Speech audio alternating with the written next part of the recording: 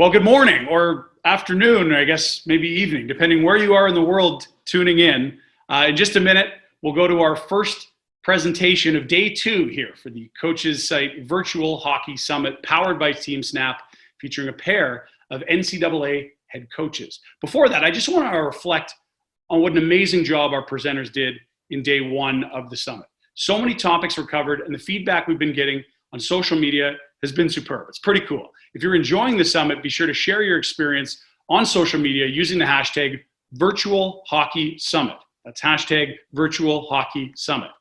Make sure you're featured on our social wall. If you use that, that'll happen. Other delegates will see you, a chance to connect with some other great coaches from around the planet.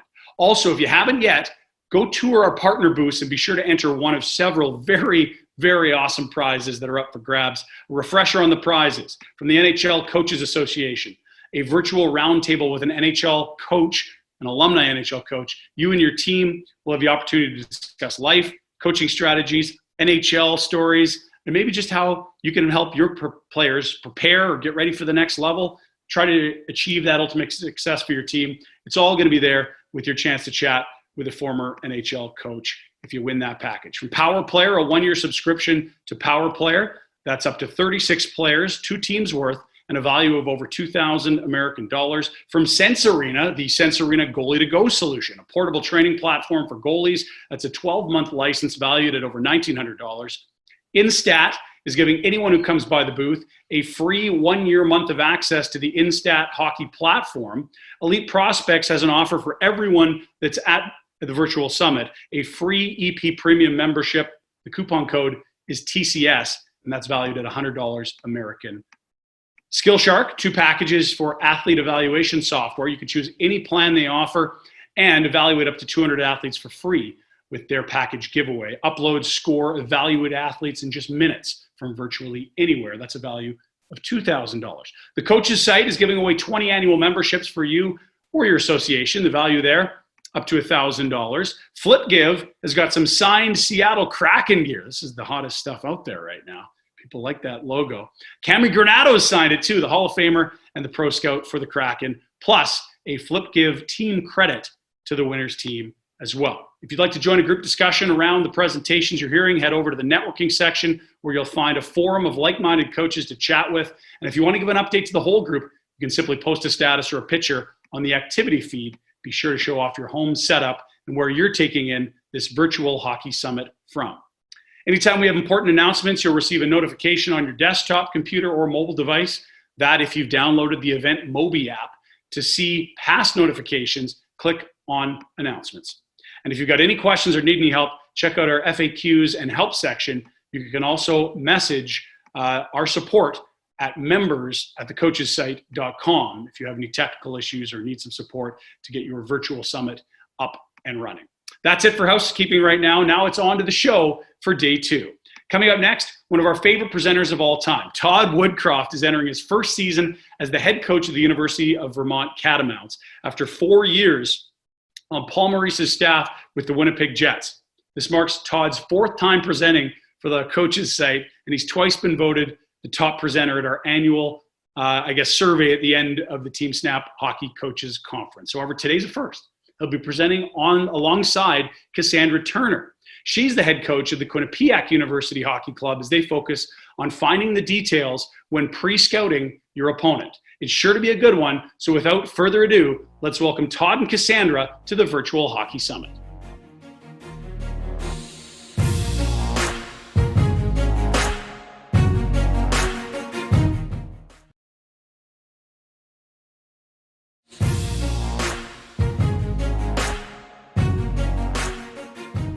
Hello, everybody. My name is Todd Woodcroft. I'm the head coach at the University of Vermont men's ice hockey team. Hi, I'm Cassie Turner. I'm the head coach at Quinnipiac University.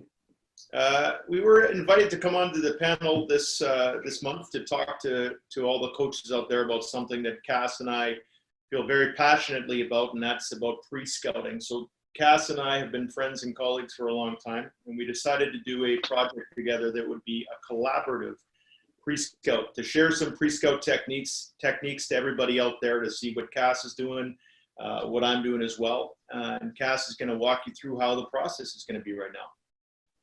Yeah, so we decided that we were on the same staff and we're playing in a tournament. And how we did it is, we have the first team being Finland that we're scouting, and Todd's going to really look at them, and I'm going to be scouting Switzerland. You'll find us working together as we move through the scout, and we really want you to get a sense for how we select clips, what that looks like, to give you a feeling for how we would present to our team. And then from there, even some other pieces as you're scouting, the opportunity to find foundation clips or teaching clips that you could use for your team, and those clips being ones that will really help you to continue to drive to get better. So what we chose for this project, Cass and I, we went to the World Championships 2019. We chose Finland and Switzerland, like Cass said. For my part of the presentation, we're going to assume that we are playing Finland next. So Cass and I are coaching a team, and Finland is our next opponent. We're going to break them down. And you're going to see that the video quality of this is not an NHL broadcast, but this is done on purpose from Cass and I, because we wanted this to be as realistic for as many people watching this presentation as possible. A lot of times the video that you have is not going to be from an HD camera. So it might be from an iPhone, or it might be from an iPad or something. And the quality of this might not be great, but it's the idea of what we're pulling out of here.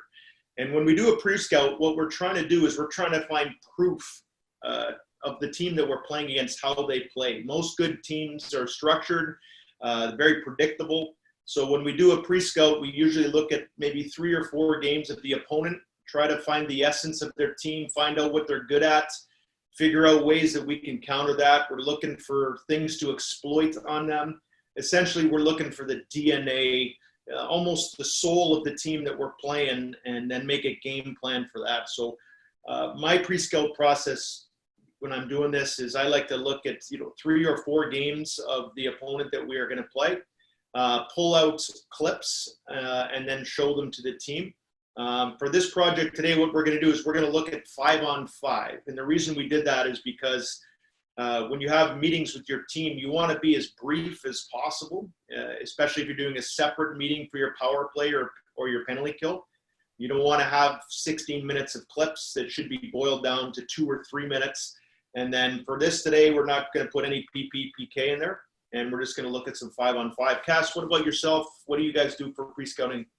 Yeah, it's similar. I think for us, we play 2 different teams each weekend. So how we prepare for a Friday game is a bit different, because our pre-scout is earlier in the week. But I think that we have to be really disciplined still. Even though our pre-scout is earlier in the week and we feel like they have more time to digest, it still needs to be short, and that meeting still being 5 to 7 minutes, and really dialing in on the things that you think are going to make a difference to win that game. And then Saturday is very short. We are looking at 5-on-5. So honestly, it's maybe 3 or 4 clips tops. And then, face-offs and special teams will be in addition to that. But it's so short because that's really what's going to help your athletes to be successful. And Cass and I were talking about the process of this and what we do to make our teams win games. And most of the time, players have no idea how much work goes into a 3 or 4 minute meeting. So this might be a 6-hour project if you're doing one team and you're boiling it down to just, like Cass said, 90 seconds or 3 minutes or whatever it might be, and hopefully finding parts of the opponent that you're playing and then ultimately how you're going to beat them. So today I'm going to start this off with Finland. So we're assuming that Finland is our next opponent. Don't worry about Switzerland too much in these clips, but the first thing we would talk about here with Finland is what are they good at? Like, what makes Finland special? And anybody who's ever watched Finnish hockey knows that this is a country that prides themselves on being relentless. They actually have a word for it inside their culture called sisu, which is about enduring and just going and going and going. And that drives even the way they play hockey. So when we look at this first clip, this isn't really part of their systems, but we want our team to be on their toes right off the bat. Cass and I were saying, what do we need our team to know about Finland? The first thing we want to talk about is how relentless they are, how they don't give up on pucks, how they're at first touch situations all the time. They are relentless. They are dogged. We want our players to be watching this clip and understanding that they don't have time and space with the puck, that the Finns are going to stay on this, and we have to make quick decisions if we ultimately want to have success in this game. So when we're looking at these clips, we're going to work from the opponent's end out. So this would be Finland. This is a Finnish D-zone face-off win. And when we look at a Finnish D-zone face-off win, we want to see what their ideal plan would be. So in this circumstance, we're going to see them coming out the weak side. And we would want to talk about what we would do to thwart this plan, to stop them and to make them uncomfortable. Yeah, you look at that and you see left-handed D, and that's a theme throughout this team. I think they only have one, maybe two right-handed D. So we'd want to be sure that as we challenge on this face-off, we do everything that we can to keep them on the other side of the ice so they can go up their backhand side. But even with that, you know, Switzerland does a really good job here being able to challenge on the wall and come back through the middle of the ice. Yeah, we and just like Cass was saying, we looked at this clip because they had so many of these D-zone face-off wins from their D-zone right side, and they didn't come back up their strong side. So our plan, when we said we're going to attack these guys, is we would actually want to push them towards their strong side. So ideally, get on the inside of this defenseman trying to get around back behind the net and try to push her back up into the strong side if we could. So how do they break the puck out? So this is a line change situation. We're going to talk a little bit more about that soon. But this is a team that has a lot of skill. This team has a lot of skill, and they're able to make these high plays. They're able to make these high plays, and we want to have a plan to make sure that they can't do that. So we would be a team saying, if we're going to play Finland, we want to get right up in their face. We do not want to give them all this ice to have, because if they do have all this ice, they're going to make plays like this. And as you're going to see further on inside this presentation, they're very capable of capitalizing on this. So when we're talking about their actual breakout situations, those controlled breakouts, they don't happen very often. Most of the breakouts happen just inside the game as the game is going. So we're going to talk about their plan here, that they like to have their D up in the rush. Now, they have a very special player in Finland, and Jenny Hirakoski. And what you're going to see here is Jenny's going to be getting up in this rush, and we're going to figure out a way that we don't want to allow them to do this. Yeah, and as they go, I mean, the discipline that we're going to need from our forward right there, the one that's over near the corner, to come back hard through the middle, knowing that their D jump into the play. We need that support, or they're going to be off to the races. And just like Cass said, like you can see it right now. Now that the team in red here happens to be Switzerland, but the team in red right here, they're caught behind this play. So you get special players like Jenny, like they're going to make these plays all night long. We cannot get caught behind the goal line. This just one pass is just beating all these Swiss forecheckers, and these guys are going to get right up in the ice. Now you're going to see them into their rush situation. They got 4 up on the rush. That's going to be a theme for their game all night long. So we know that good teams, we talked about this at the very beginning of the presentation today, good teams are rehearsed. Good teams are structured and predictable. And we see that inside the Finnish system when they're trying to break pucks out. They have 5 players back, 5 players inside the picture here. And on this one, there's not a slash breakout, as you can see. So we've left the words on purpose in the bottom here so we can follow along. And this is a team that will support the puck. Now, Cass had mentioned a little bit there, and we talked about keeping clips that we would want to have to show our own team, or maybe if you're the coach of Finland in this situation, or just trying to teach your players something and you don't want to show them doing something that you would rather they do. In this situation, Cass and I were looking at this and we were saying this centerman or the low forward back would ultimately want to be below this puck. And we want this centerman to be below this puck because we could push their team back. And also when you're making plays, those lateral plays like that to somebody who's in the same plane as you, most often they will end up going to the other side of the rink. So again, we're showing our team how Finland plays. We understand that they're structured in their breakouts. We understand this. And now we have to figure out a plan to not allow them to have these rehearsed exits.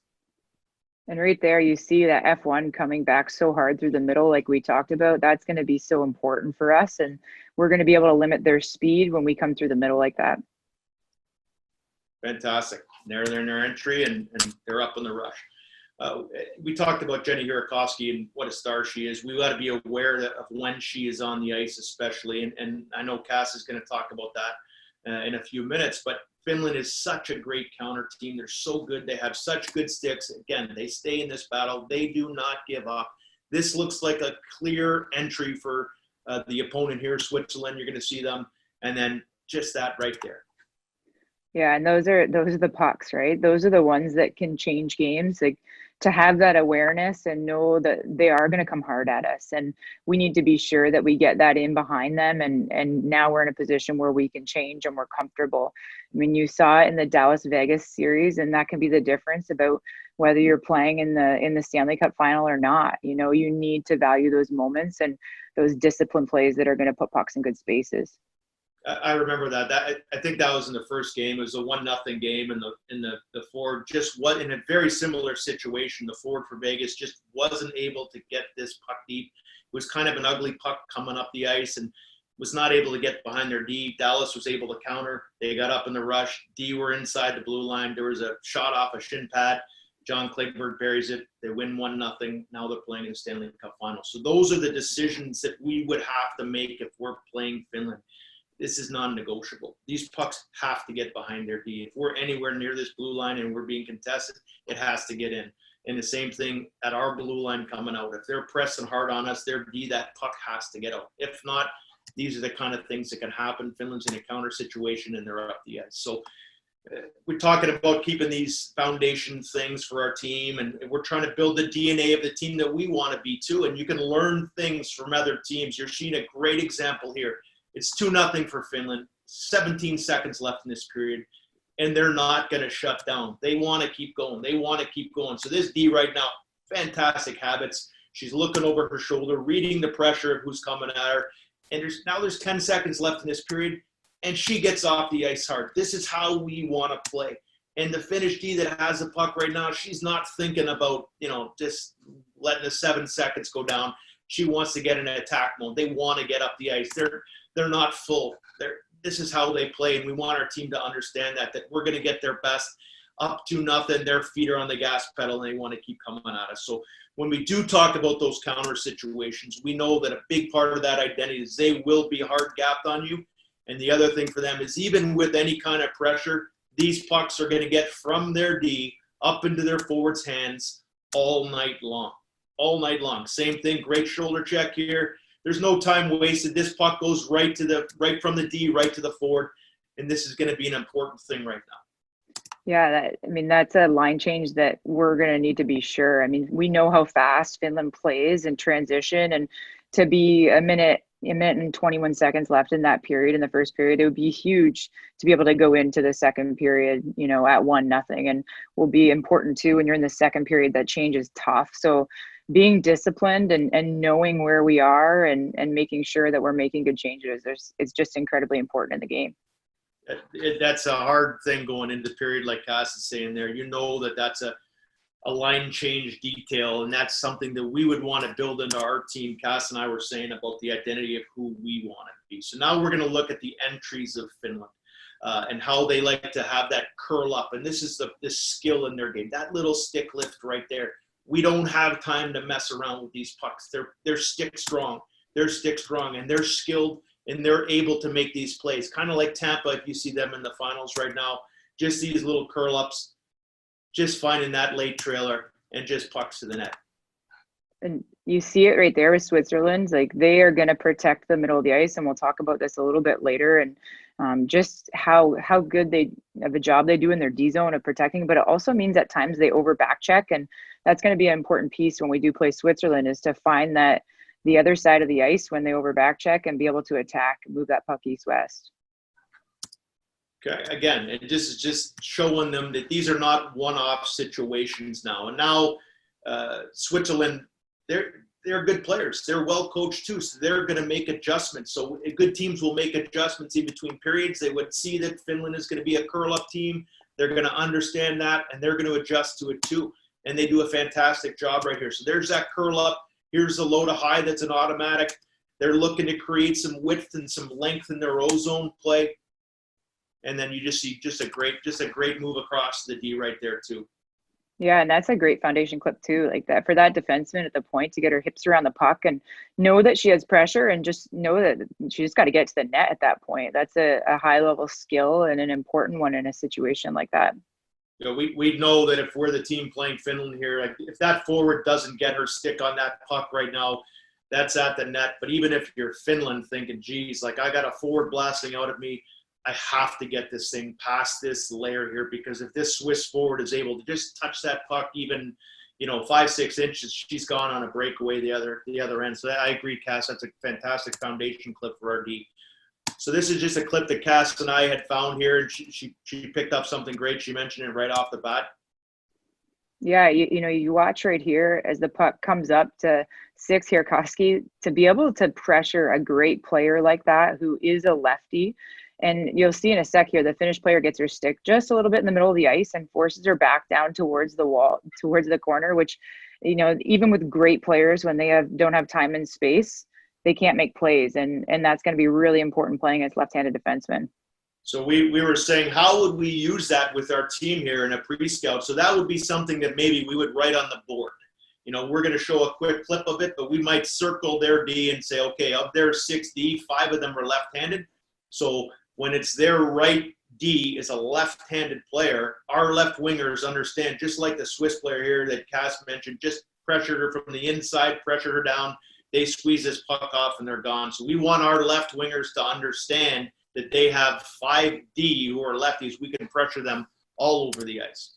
So this is a fantastic skill. There's so many things in this clip. This is obviously their offensive zone structure, understanding the players that they have for sure. But again, coming back to that foundation. So you just see that she just won this battle. She got underneath the Swiss player's stick. Now she has full control. And then this is fantastic. Like, we would keep this for our players all day long. There's the cutback. She recognizes that the Swiss player her shape has changed and she's reaching for it. Now she cuts back and she's going to attack inside the dots right here. Yeah, and right here in the moment, watch the stick of this Swiss D. And we watched this a couple times and we talked about it. We're like, wow, what a great play. Like, she attacks towards her. And as soon as that Swiss D moves her stick, she finds her lane to the net right here. It's a high level skill play. And with traffic, those are the ones that can go in the net on second shots. Fantastic foundation clip there. We know that. And we know that part of their ozone structure is they're just going to use this whole ice. They have the players that can rag the puck up and down the wall and make these plays. So for us, talking about defensive zone coverage, we would say we want to pressure these players. We want to pressure these players all over the ice. Now you do have the one right-handed D. She does a great job, puts this puck back down, but the Finns win this battle to the puck. So we would be talking about cutting off the back of this net here. We know that they're going to use the whole zone. We know that they're going to use the walls. We would want to be right in their face all night long, not giving them this time with the pucks, not allowing them to keep the pucks alive in the O-zone. So now we're going to look at some of their O-zone face-off plays. And Cass and I, we've had the luxury of seeing these clips 15 times as we work together on this project. And we're trying to remember that if you're the player inside the locker room watching this, you're watching it for the first time. So Cass and I can tell you what's going to happen all over the ice right now. But if you're assuming that you're a player in the locker room, we want to walk you through it. So what we would say first is that this is an O-zone face-off play that they're going to use. And we saw this play multiple times. So this would be something that maybe we could write on a piece of paper and put on the board and have our players come and talk about it. And then we're also going to give them some ideas on solutions. So Cass and I had different debates, like all coaches and colleagues do, about how we would solve these problems. But the one thing we do know is that we would want to have communication. So we understand that Hirakoski here, she's a lefty and she's in that overload position. So if you're an NHL fan, you think of like a Patrick Laine or Steven Stamkos or Ovechkin, those guys who would line up here and just bomb this puck to the net. It's number 6 here, Hirakoski, she can't do that because she's a lefty. We want our players going out to their D to understand where they are and just communicate. This is a high-level pass from Hirakoski right here. She just touches it back, and this is what we're talking about. Like, who has who? If that's a D, who's taking who? Because this right winger right now in Switzerland is really marking nobody, and we would want to solve that problem ahead of time. So we would know that coming into the game, how big that communication is. So now the Swiss team does a fantastic job right here. Everybody's got their person. Center is on center, and Finns ultimately have nothing but a shot to the net. Now we want to talk a little bit about the Finnish forecheck. And again, going back to their team, we're not trying to put fear into our own team about how good Finland is. We're trying to bring awareness of what they can do, what they're capable of, so our players understand ahead of time when they see these clips how hard Finland's coming. And just like all parts of their game, they're relentless. So this part of their forecheck, they're into a 1-2-2, and they're great. They just got such great sticks. They don't give up. They're able to turn pucks over and just keep pucks alive. So we know, again, we don't have that time. We don't have that time. So in this instance, we're going to have Switzerland, who's in a breakout situation. They're back for these pucks, and they're able to change sides. So we would understand that as well, that we would want to use all of the white ice that we can, that there are reverses available on those 1-2-2 teams, and we want to use it, and we want to take the ice that's in front of us. And again, I'm almost done in this part of the presentation about Finland and just showing something for our foundation here, the habits of a good team. Now, this also shows their neutral zone forecheck, which if anybody is a fan of international hockey would know that Finnish hockey, they play like a 2-3 heavy forecheck in the neutral zone, and they force a lot of dump pucks. And we would just want our players to understand that, but also, again, maybe to keep this clip for our own team to see how you have to stay on puck. So here's their two-man forecheck right now, becomes into a 2-3. They force that dump puck. Maybe we would talk about a seam being available right there. We would talk about all our wingers and forwards coming back to support that. So there's a middle option as well, trying to bring their middle D up into it. And now we're just going to see how good they are, how structured again they are. This is their forward that's back on this puck. So this is Finland in a breakout situation. She advances this puck. Now she's up in the ice. What a skilled play. What a skilled shot. It's not in. She thought it was in. So did we. This puck gets transitioned. It comes back. And now again, you see the Finnish style of play, how they don't give up. 3-0 right now. This is why they're such a well-coached team. They are hard back for pucks. They don't give up. There's a puck to the net. And now Finland's going to be back on the attack. Like, that's a fantastic thing. So again, just a few things about them. We would close this out about what to expect and just saying, hey, this is who they are again. This is different than the first clip that we showed. This is a clip that is going to reinforce the main plan we would have against Finland, saying that the pucks cannot get hung up on the half walls here. They get to this half wall, we have to make a play. There's a whole lake of ice in the middle of this ice. We have to support pucks, because if not, these are the kind of things that are going to happen. We can't be over top of pucks. We can't cheat this game. So that's our presentation on Finland. Now that we're done with that, Cass is going to bring us into Switzerland. Okay, thanks, Todd. So we're going to look at Switzerland. They're in red through all of these clips, and I wanted to start first, just like Todd. We're going to go through the same order. We're going to look at D-zone face-off exits, and this first clip I think is really important.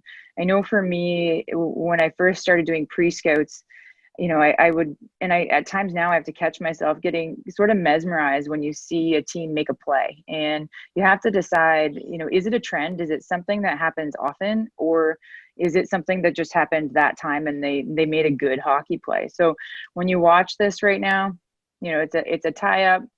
The puck is kind of free, but then look at how they move the puck out wide, and then they get going north pretty quick. And so it's important to know that, you know, that isn't their plan all the time. It's something that happened, but it's not something that we would need to bring to our team. This is a lot more typical of what they look to do when they're in their D-zone face-off. They want to win that puck back to the corner and change sides of the ice, whether it goes through their D or ends up all the way over to their wing right away.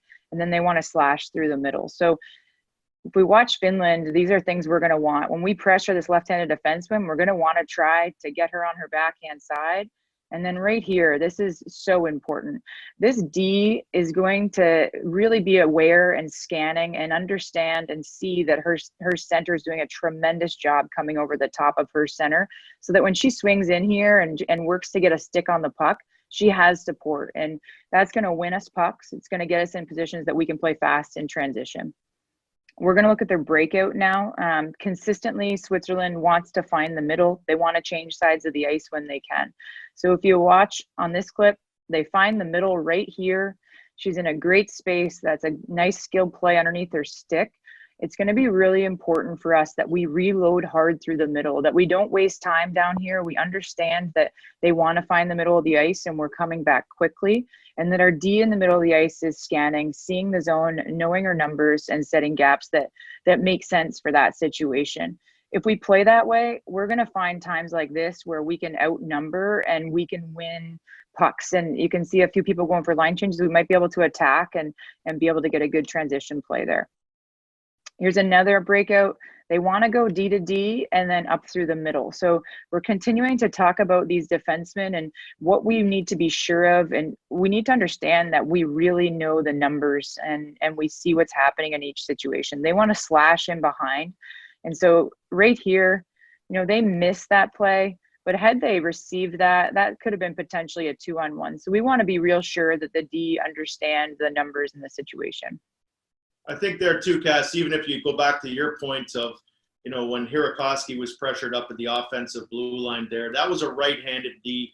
And just like you said on the exit clip there for them, if they're on their back end, the chances of making that play are not high when you're on your back end. So we would ask our forwards in that situation playing against the Swiss D, if you see a player that's on her back end, we want to attack that. We don't want to allow her to have that time to make the plays under her forehand, because that just increases their chance for success.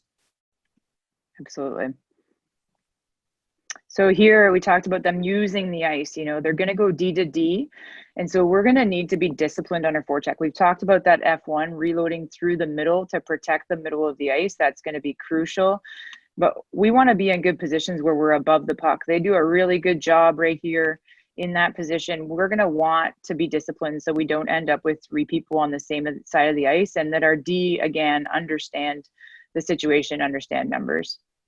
So we're going to look now at their counter. They want to play fast on their counter in transition. They do a good job of getting their winger out wide quickly. And often this puck is going to go D to wing, and they're really going to look to get pucks in behind defensemen right here, okay? So as we play them, we want to be sure that we're prepared, just like Finland, that we are, whether it's our forward probably right here, D side of their player, that we're ready to go with speed. We're getting back to pucks quickly so that they aren't first to those, because that is a plan for them pretty consistently. We talked about this, Todd and I, you know, just really the need to pay attention to certain players and how they play. You're going to watch games and you're going to see that, like you said, the DNA of the team and a well-coached team is going to all play the same way. But at times there are players who do consistent things and have tendencies within how that team plays. And number 11 for Switzerland is one of these players. She consistently is getting in behind defensemen, and her teammates are looking to find her, whether it's a good decision or not a good decision, they want to find her. And so right here, you see it, they get the puck up, and it's going to be really important for us to know that, our D to be aware that she's going to be up in that space. I think too, like when we started this whole project, we were assuming this was going to be a tournament. So you might be playing against teams that you don't really know all the players. So you need to identify who their dangerous threats are for your team, whether it's circling a player on their lineup when you post it on your board, or just talking and making sure your team understands who their top players are. You want your D and even your D coach to know who the threats are from the opponent. In the NHL, there's not a lot of secrets. Anybody watching the Chicago Blackhawks is going to know that when, you know, Duncan Keith has the puck in full control in the D zone, Patrick Kane is going to be like at the far blue line looking to go. Your players are going to know that. If it's Phil Kessel, you know that as soon as they have possession, he's gone. And that's what makes those players special. And when their D can get those pucks to those players, now you're in a situation you don't want to be in. So we would talk about it very quickly, just remind your players about it. But in a short tournament, for sure, you want your players to know who their most dangerous threats are. Yep.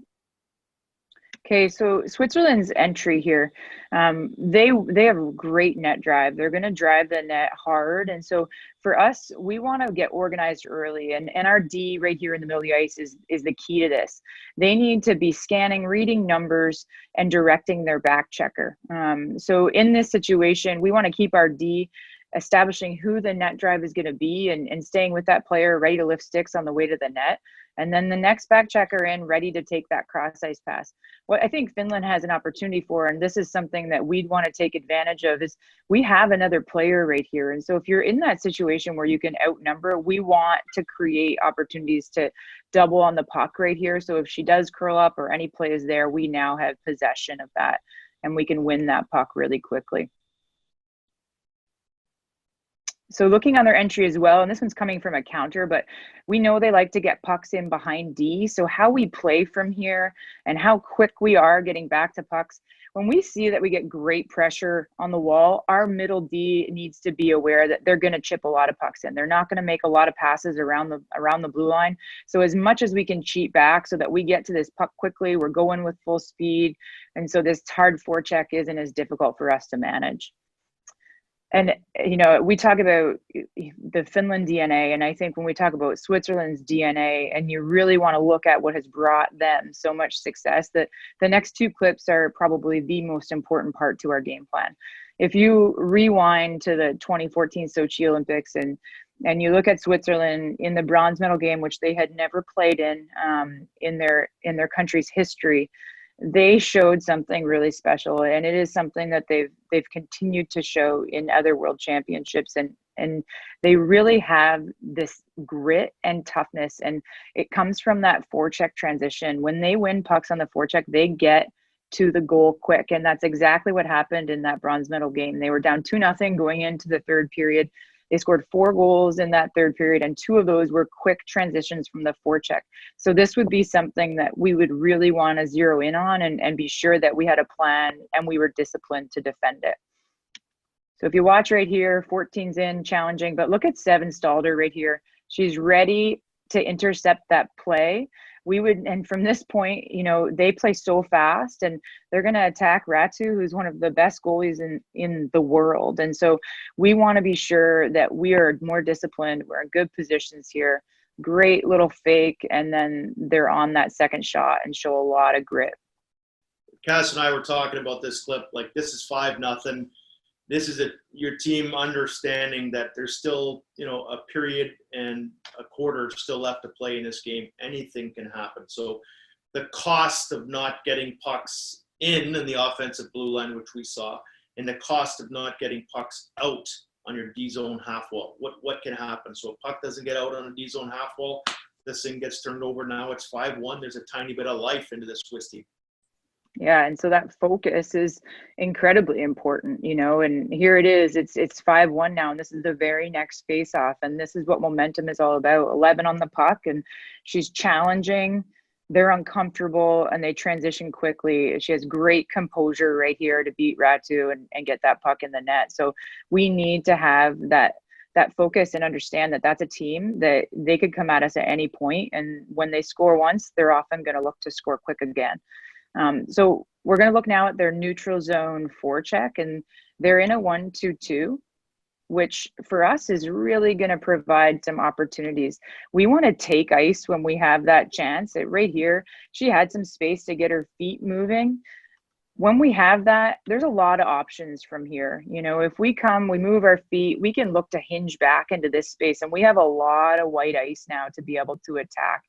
But if we do make this play, we want to be sure that now pucks, because they're going to in that 1-2-2 challenge right here in this space of the ice, that we're getting pucks in behind defenders and that we're in good positions with speed to be able to get on those pucks. We don't want to lose those pucks on the blue line. And especially in that situation when they were looking for a change, and that's an important moment when you're tired to get pucks in behind D. Todd had talked a little bit about this too.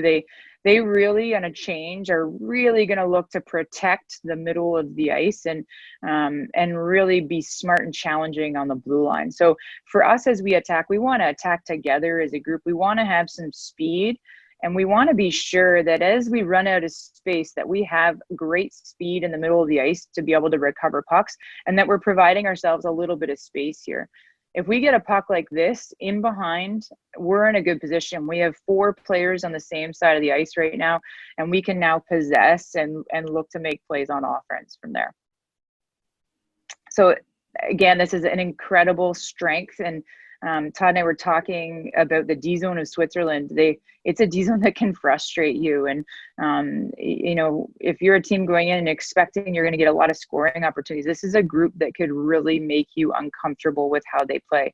They're tough in protecting the middle of the ice. And when they do get their opportunities to pressure in the corner, they make contact, and that can be frustrating. So we're going to talk about some ways that we can create in a D zone like this. So you see that contact right there, good second quick, and now they're ready to transition and go the other way. You see it again here, the puck goes low, you get the contact, and then you got the second support. And this is something we had talked about.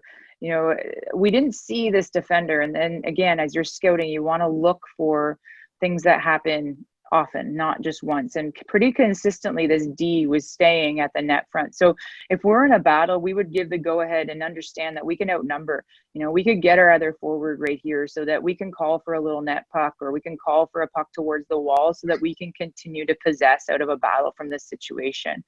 So as we think about how they defend, they're going to do a great job blocking shots and blocking shooting lanes. So we want to be able to spread the zone out as much as we can, as often as we can, to get them uncomfortable so they're not protecting the middle of the ice as much. So from here, our middle D needs to set themselves up early for great plays. They need to decide, what do I have as a shooting lane?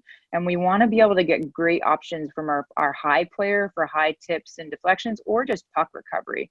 As you see right here, the Swiss player, they may not be first level shot block, but second level shot block, and there's a loose one.